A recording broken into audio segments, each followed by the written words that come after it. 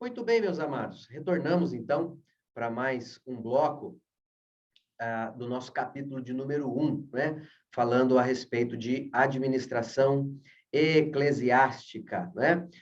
E nessa oportunidade, nós vamos falar um pouco, né, sobre uma palavrinha grega, que é a palavra oikonomos, né? A palavra oikonomos é uma palavra grega que significa o administrador de uma casa, né? É isso que significa. E muitas vezes a Bíblia vai traduzir essa palavra para mordomo, né? O mordomo que é aquele serviçal de uma casa, né? E muitas vezes essa palavra, inclusive na Septuaginta, quando utilizada para traduzir para o grego um termo hebraico, tem como sugestão exatamente isso, né? Alguém a serviço de outro, alguém a serviço de um grupo de pessoas ou de uma nação, né? Nós temos aqui um exemplo destas poucas ocorrências de uma palavra similar a essa no Antigo Testamento, que está lá em Isaías, no capítulo 22, o verso 19 e 21, né? Quando Deus está falando aqui da troca de um governante, né? E que esse governante que governa a casa de Israel, embora seja aqui a figura de um rei, né? De um governante, Deus fala de alguém a serviço da casa de Israel, né? Da nação de Israel. Então, veja que importância nós fazermos, né? E termos essa compreensão, né?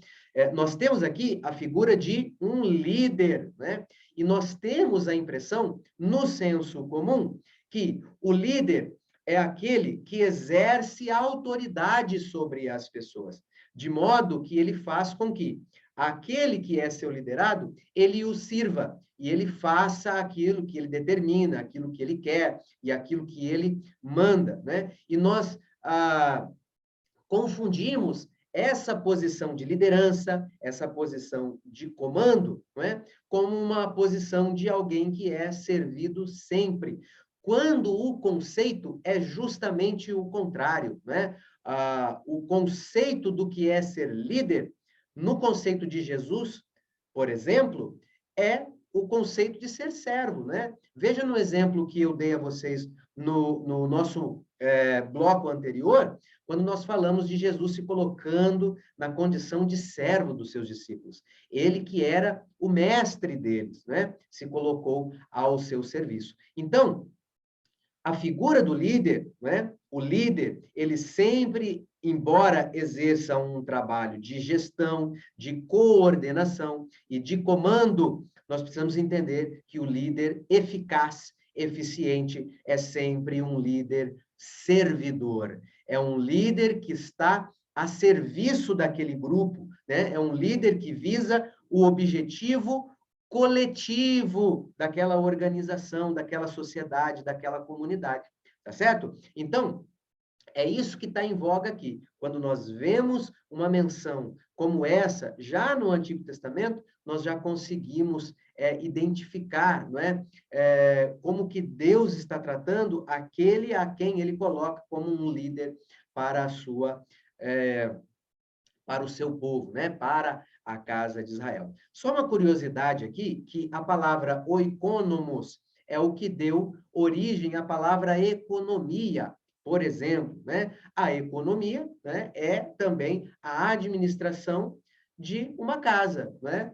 No caso, a economia de um país é a administração dos recursos financeiros, dos recursos materiais, das produções, das coisas que são cultivadas, dos produtos agrícolas, certo? Então, veja, a economia, ela não trata apenas de dinheiro, não é? Dos recursos financeiros, muito pelo contrário. Por quê? Porque o dinheiro, ele não tem valor intrínseco. Quando nós falamos disso, num dos blocos anteriores, e nós falamos do desenvolvimento do comércio, quando a moeda, ela passou ela se tornou, não é? Um produto de medida, não é? Uma unidade de medida para determinar o valor daqueles produtos que eram objeto de troca até então, né? Então, veja que o dinheiro, ele não tem valor em si mesmo. O que tem valor são os produtos, as produções, né? Aquilo que é produzido, né? Os recursos que nós necessitamos para a nossa vida, né? E o dinheiro, ele vai ter mais valor ou menos valor à medida que nós temos em escassez ou em abundância estes produtos, estes recursos dos quais nós necessitamos, tá certo? E a economia, no entanto, é a administração dos recursos de um país, por exemplo, não necessariamente do dinheiro, mas desses recursos que estão disponíveis, né? Então, a economia vai tratar a respeito do incremento da produção, tá certo? E de uma série de outras coisas, que, como consequência, vão determinar o valor do dinheiro, vão controlar as taxas de inflação, as taxas de juros, e por aí vai, certo? Mas o que gera essa economia é aquilo que nós produzimos, tá certo? Então, oikonomos é a palavra grega que dá origem à palavra economia, né? E as suas menções na Bíblia, né?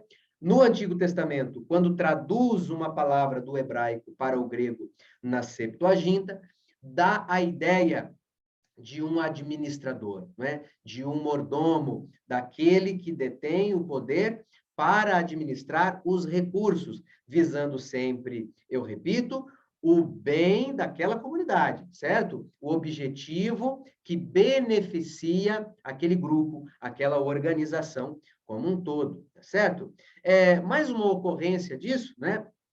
Lá no Novo Testamento, nós vamos ver no texto que está em Lucas, né, do verso 1 ao verso 17, e a Bíblia justamente traduz como mordomo, né, essa palavra. É alguém que administrava os bens do seu senhor, né? E quando o seu senhor descobriu que ele administrava isso de maneira fraudulenta, ele pediu para que esse mordomo prestasse contas daquilo que estava nas suas mãos, né?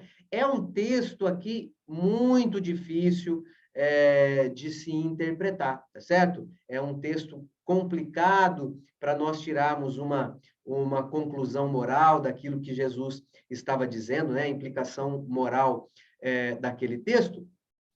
No entanto, é um texto que vai servir para nós como um exemplo do uso dessa palavra, desta função de administração, né? De dispenseiro ou de mordomo nas Sagradas Escrituras, né? Em outros lugares, Lucas vai usar também uma palavra, né? Para intercambiar com a palavra oikonomos, que é a palavra doulos, né? E a palavra doulos, no grego, esta sim significa um servo, né? Existe uma outra palavra também que é similar, que é o diácono, né? O diácono também é um servo. É claro que aqui o doulos e o diácono são espécies de servos diferentes, né? Que a língua grega ela discrimina, mas é sempre alguém a serviço de outro, né? E na maioria dos casos é alguém responsável pela administração de uma casa. O mordomo é aquele que tem a chave da despensa, né? É aquele, como nós dissemos lá no início, é aquele que administra os recursos, né? E a administração, como nós vimos, e é sempre importante nós lembrarmos disso, a administração é um processo para gestão de recursos, visando o atingimento de um objetivo específico, né? Utilizando aqui 4 passos: o planejamento, a organização, a direção e o controle, certo? A significação teológica e pastoral de oikonomos vem quando Paulo usa a palavra em referência para a tarefa apostólica, né? Nós vamos ver isso lá na primeira Epístola aos Coríntios, no capítulo 4, verso 2, em Tito, no capítulo 1, no verso 7, e na primeira epístola de Pedro, no capítulo 4, verso de número 10. Isto é, àqueles a quem Deus confia o cargo de dispenseiros da sua casa. Estes são chamados para olhar. Estes não são chamados para olhar seus próprios negócios, mas são os mordomos dos bens a eles confiados para dar contas de sua administração. 1 Coríntios, capítulo de número 9, verso 17, e Efésios 3, verso de número 9. Então, veja só, o mordomo, aquele que exerce a mordomia cristã, é aquele a quem Deus concedeu recursos, é aquele a quem Deus concedeu dons, né? E nisso cabe a figura pastoral, né? Do ministro. Lembra lá da palavra? Minister, do ministro, do pastor, do presbítero, do ancião, do líder daquela comunidade, né? Que é um dispenseiro da casa do Senhor. É aquele a quem confiou os seus dons, né? Os dons espirituais, a quem Deus confiou o entendimento e o discernimento da palavra de Deus, aquele a quem Deus confiou a unção do seu Espírito Santo para ministrar sobre as pessoas uma bênção, né?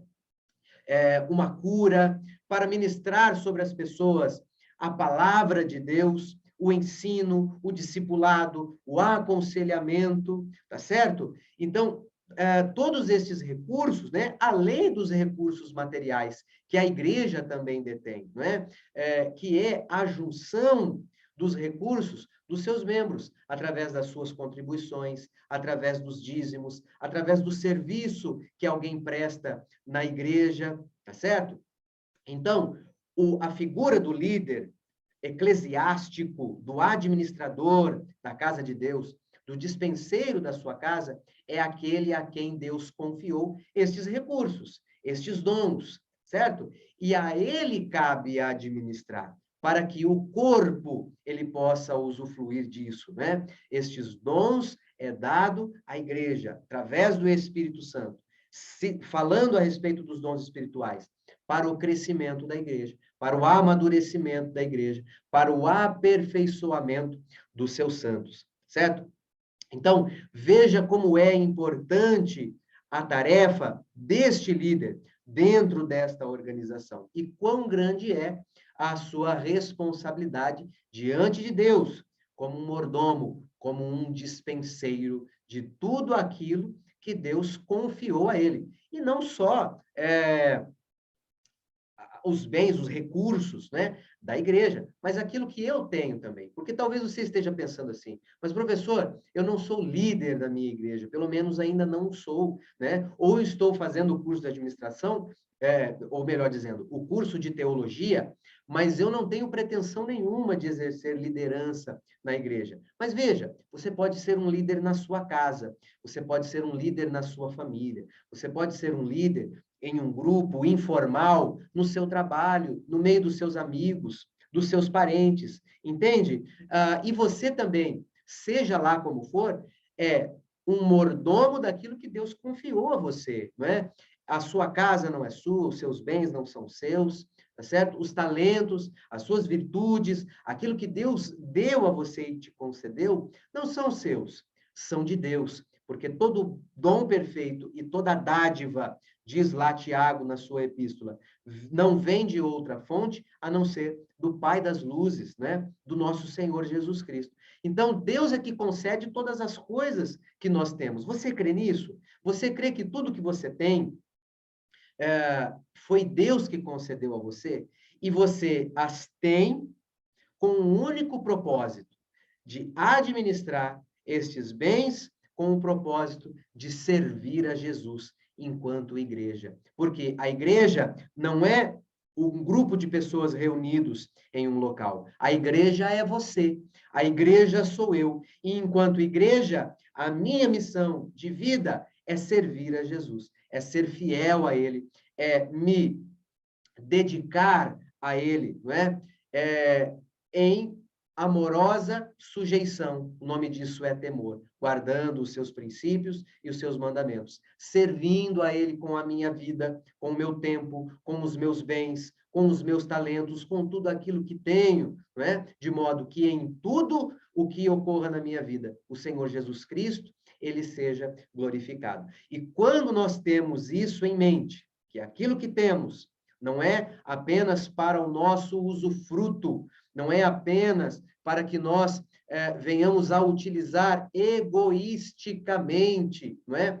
Para o nosso bel prazer, mas tudo aquilo que nós temos, nós o temos para servir melhor a Jesus Cristo. Essa é a ideia da mordomia cristã. E falando sobre mordomia cristã, nós terminamos mais esse bloco e nós voltamos já em seguida para falar ainda a respeito de alguns princípios da administração. Eu vejo você em breve. Até lá.